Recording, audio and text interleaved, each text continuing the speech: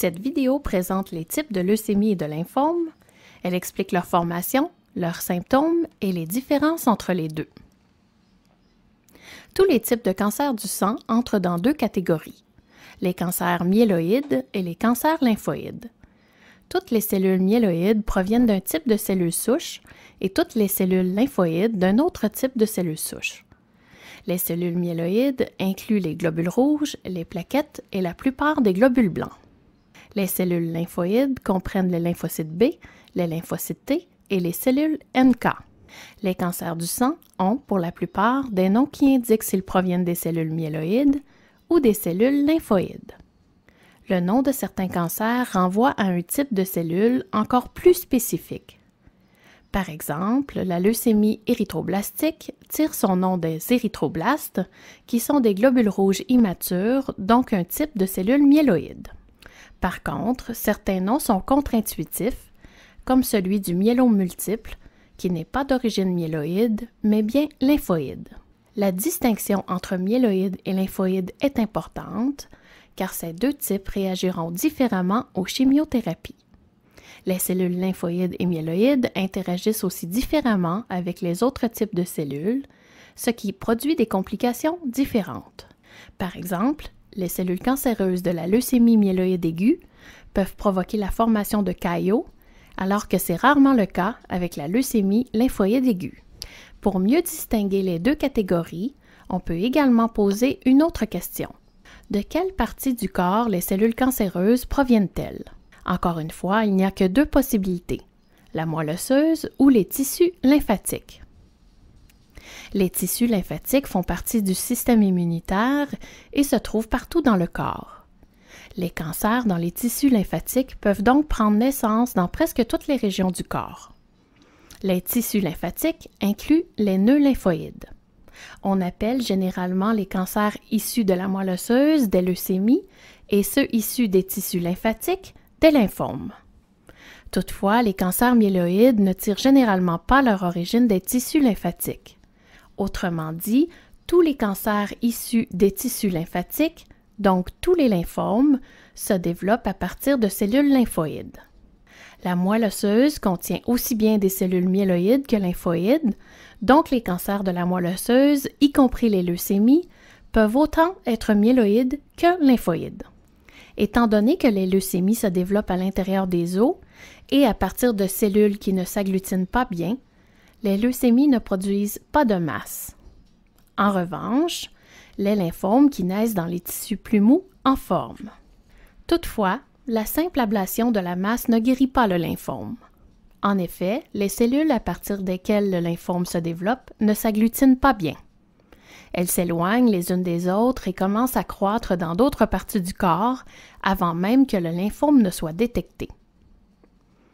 Les cellules des lymphomes peuvent même se propager à la moelle osseuse et, dans certains cas rares, apparaître dans les tissus lymphatiques qui se trouvent dans la moelle osseuse.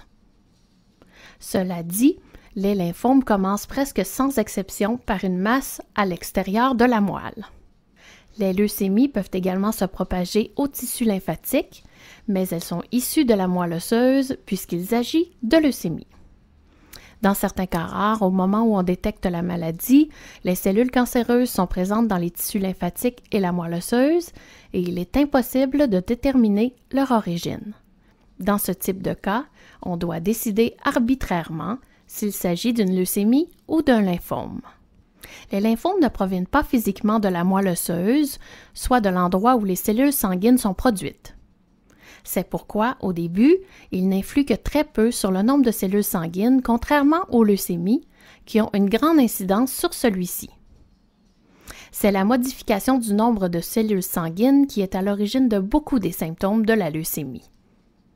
Les symptômes des lymphomes sont plus liés au fait que les cellules cancéreuses utilisent l'énergie corporelle, ce qui entraîne une perte de poids et de la fatigue.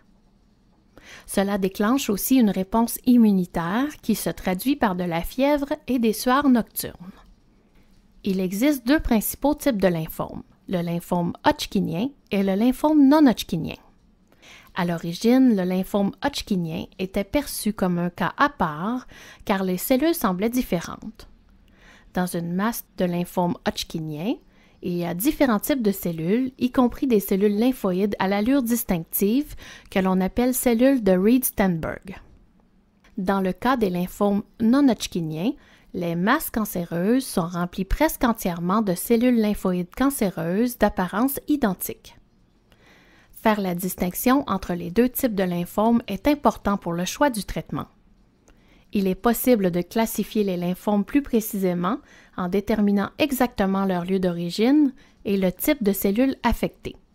Habituellement les lymphocytes B ou T, mais parfois aussi les cellules NK. Maintenant, revenons aux cancers qui prennent naissance dans la moelle osseuse, ce qui comprend les leucémies. Il faut poser une autre question.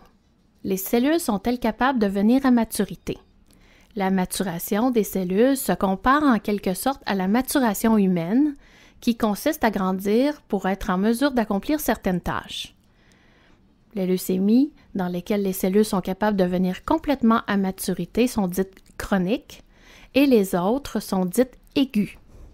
Même s'il est vrai que les leucémies chroniques évoluent en général plus lentement, les termes aigus et chroniques renvoient en fait à la capacité de maturation des cellules. Habituellement, les cellules immatures, que nous appelons des blastes, ne peuvent pas quitter la moelle osseuse. Toutefois, les leucémies aiguës génèrent tant de cellules immatures que certaines d'entre elles s'échappent dans le sang et peuvent être décelées au moyen d'une analyse sanguine. Il s'agit d'un signe de leucémie aiguë. Cela dit, pour ce type de cancer, la majorité des cellules cancéreuses demeurent prisonnières dans la moelle osseuse. Elles occupent tant d'espace que la moelle n'a plus suffisamment de place pour produire les quantités habituelles de cellules sanguines normales. Le nombre de cellules sanguines normales chute, ce qui entraîne de l'anémie, des ecchymoses, des saignements et parfois même des infections. Il s'agit des symptômes initiaux de la forme aiguë de leucémie. Les premiers symptômes ne sont pas attribuables aux cellules cancéreuses, mais bien au nombre réduit de cellules normales. Dans le cas des leucémies chroniques, les cellules cancéreuses continuent d'être produites dans la moelle osseuse, mais elles peuvent arriver à maturité et pénétrer aisément dans le sang. Ce nombre accru de cellules matures dans le sang, qui est un signe de leucémie chronique, peut être décelé au moyen d'une analyse sanguine. Vous remarquerez que c'est l'opposé qui se produit dans le cas de la leucémie aiguë, caractérisée par un nombre réduit de cellules sanguines et de cellules immatures. Dans les cas de leucémie chronique, étant donné que les cellules cancéreuses quittent la moelle osseuse, elles occupent moins d'espace et perturbent moins la production des cellules normales dans la moelle. Les symptômes sont plutôt liés à la grande utilisation de l'énergie et des ressources corporelles pour créer toutes les cellules cancéreuses. Cela provoque de la fatigue et une perte de poids. La rate peut également être affectée et devenir hypertrophiée car les cellules cancéreuses s'y accumulent. Une hypertrophie de la rate peut entraîner des symptômes si elle comprime d'autres organes. Revenons à notre tableau récapitulatif pour y ajouter les critères sur la maturation des cellules. De façon générale, nous avons abordé les 3 propriétés des leucémies et des lymphomes: myéloïdes ou lymphoïdes, moelle osseuse ou tissu lymphatique, et maturation ou non. Nous espérons que cette vidéo vous aura permis de mieux comprendre la leucémie et le lymphome.